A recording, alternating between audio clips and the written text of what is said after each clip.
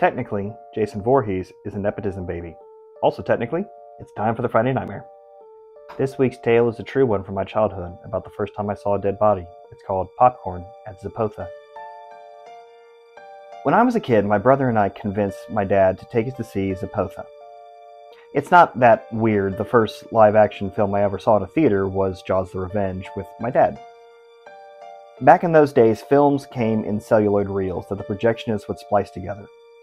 The final product looked like a big record that spun on a large metal platter before feeding through a set of rollers called the brain.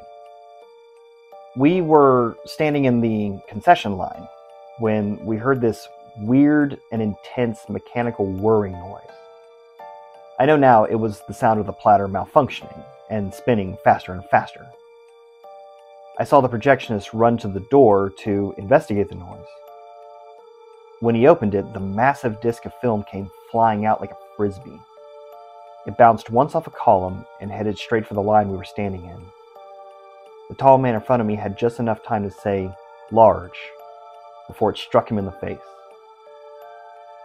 It didn't decapitate him all the way, but his head snapped backwards until it was hanging upside down across his back. His eyes focused on me, and I swear I heard him say, "Popcorn." Clear as a bell, and as calm as a conversation about the weather. Then he collapsed. I didn't see Zepotha that day at the old Cinemark Eastway in East Houston, and I still haven't seen it today.